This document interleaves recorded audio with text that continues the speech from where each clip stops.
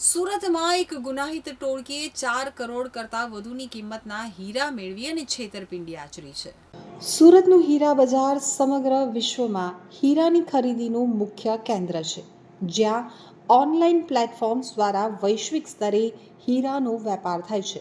આ પ્રણાલીનો દુરુપયોગ કરી અને એક ગુનાહિત ટોળકીએ સુરતના હીરા વેપારીઓને નિશાન બનાવ્યા હતા અને વર્ચ્યુઅલ મોબાઈલ નંબરનો ઉપયોગ કરી અમેરિકાની નામાંકિત કંપનીઓના બાયર હોવાનું જણાવી 4,80,79,800 મૂલ્યના કિંમતી હીરા મેળવી લીધા બાદ પેમેન્ટ ચૂકવ્યા વિના છેતરપિંડી આચરી હતી. ગુનાહિત કાવતરામાં સામેલ ટોળકીના 2 સભ્યોની સુરત શહેરની ઇકોસેલ પોલીસે ધરપકડ કરી છે. સુરત ઇકોસેલના ડીસીપી કરણરાજ વાઘેલાએ આ સમગ્ર ગુનાની મોડસ ઓપરેન્ડી વિશે વિગતવાર માહિતી આપી હતી. આ ઠગ ટોળકીએ અતિ આધુનિક ટેકનિકનો ઉપયોગ કરી અને સુરતના વેપારીઓનો વિશ્વાસ જીત્યો હતો. આરોપીઓએ સૌથી પહેલા રેપનેટ વેબસાઇટ ઉપરથી હીરા વેચાણ માટે મૂકનાર સુરતની કંપનીઓના નામ, સરનામા, મોબાઈલ નંબર અને ડાયમંડની વિગતો મેળવી. ત્યારબાદ www.eximpedia.com અને અન્ય વેબસાઇટ્સ પરથી હીરાના વેપાર કરતી અમેરિકન કંપનીઓ જેમ કે હશન ફિલ્ડસ્ટીન આઈએનસી અને ડાયમંડ એન્ડ ડાયમંડ કોર્પોરેશન નામના તેમના હોદ્દેદારો, કર્મચારીઓની વિગતો, ફોટોગ્રાફ્સ અને કંપનીના લોગો એકત્રિત કર્યા હતા.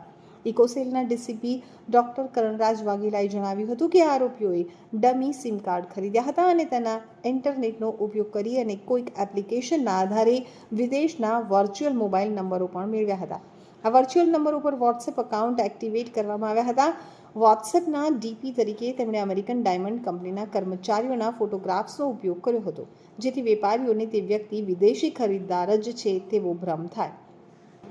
આ સમગ્ર ષડયંત્રમાં 10થી વધુ લોકો સામેલ હોવાનું ઇકોસેલને જાણવા મળ્યું છે. તો ટેકનિકલ પુરાવાઓ એકત્રિત કરી અને પોલીસે આ કાવતરામાં સામેલ 2 મુખ્ય આરોપીઓની ધરપકડ કરી છે, જેમાં નિકુંજ ભરતભાઈ આંબલિયા અને મિતુલ કુમાર પ્રેમજીભાઈ ગોટીની ધરપકડ કરવામાં આવી છે. આરોપીઓ વિરુદ્ધ ક્રાઇમ બ્રાન્ચ પોલીસ સ્ટેશનમાં ભારતીય ન્યાય સંહિતા 2023ની કલમ 316(5), 319(2), 61(3)(5) મુજબ ગુનો દાખલ કરવામાં આવ્યો છે.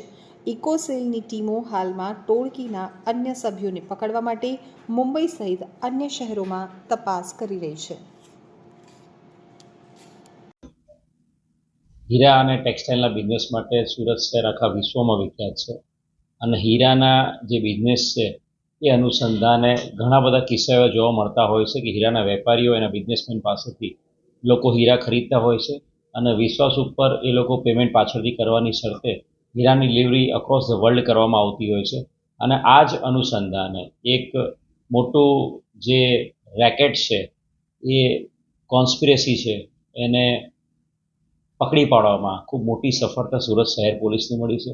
સુરત શહેર પોલીસની આર્થિક ગુના નિવારણ શાખા એની પાસે એક સ્પેસિફિક અરજી આવેલી હતી, જેમાં સુરત શહેરના 6 જેટલા જાણીતા જે બિઝનેસમેન છે એ લોકો પાસે અમેરિકન નંબર દ્વારા અમેરિકન કંપનીઓ અને અમેરિકન જે કંપનીના માલિકો અને એમના વ્યક્તિઓ છે એના નામ સાથે સંપર્ક કરીને એ લોકો પાસેથી હીરાની ડિલિવરી અલગ અલગ 7 જેટલા હીરાની ડિલિવરી આ 6 લોકો પાસેથી દુબઈ, બેંકોક, હોંગકોંગ ખાતે કરવામાં આવી હતી અને આ 7 જેટલા હીરાની કિંમત ટોટલ $5,32,000 અમેરિકન ડોલર અને રૂપિયામાં ગણીએ તો 5 કરોડ જેટલા હીરાની કિંમત થાય છે. આ હીરાની ડિલિવરી મેં કહ્યું એ પ્રમાણે દુબઈ, હોંગકોંગ, બેંકોક કરવામાં આવ્યા બાદ જે 7 દિવસ બાદ જે પેમેન્ટ કરવાનું હતું એ પેમેન્ટ કરવામાં આવ્યું નહોતું અને એનું અનુસંધાને એ તમામ અરજદારો છે એ પોલીસ કમિશનર શ્રી ગેહલોત સાહેબને મળ્યા હતા અને પોલીસ કમિશનર શ્રી ગેહલોત સાહેબની સૂચના અને joint commissioner of police crime branch Raghavendra Vats સાહેબના માર્ગદર્શન હેઠળ economic offences wing, crime branch અને સાયબર ક્રાઇમ ત્રણે ડીસીપીના માર્ગદર્શનમાં ટીમો કામે લાગેલી હતી.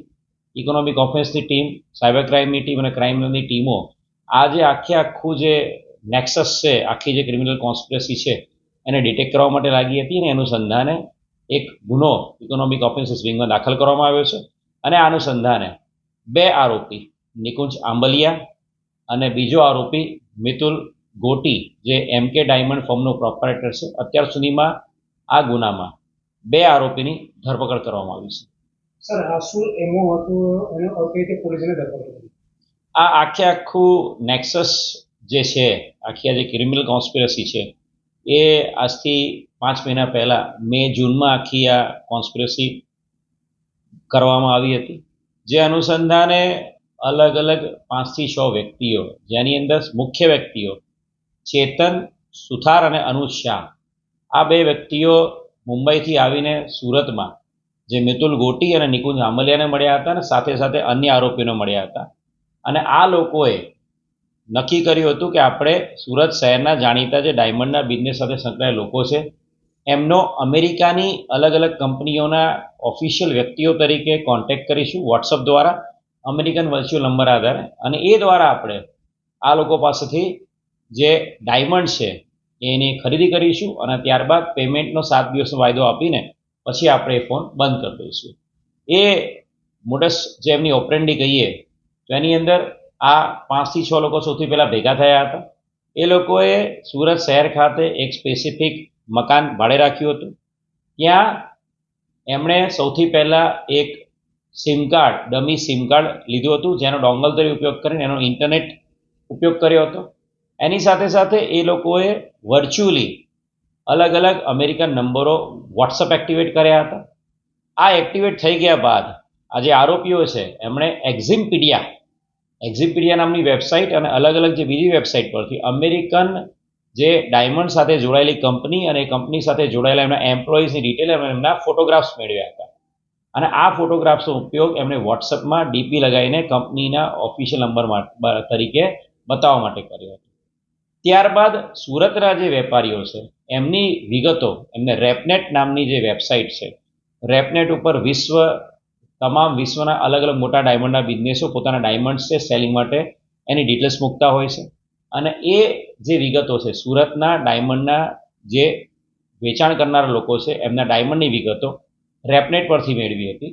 અને ત્યારબાદ એ લોકોએ અલગ અલગ જે ડાયમંડ વિક્રેતાઓના ફોન નંબર પર અમેરિકન વોટ્સઅપ નંબર આધારે સંપર્ક કર્યો હતો અને અમેરિકન કંપની તરીકે એમની ઓળખાણ આપીને એ લોકોએ આ ડાયમંડની ડિલિવરી દુબઈ, હોંગકોંગ અને બેંકોક ખાતે લીધી હતી.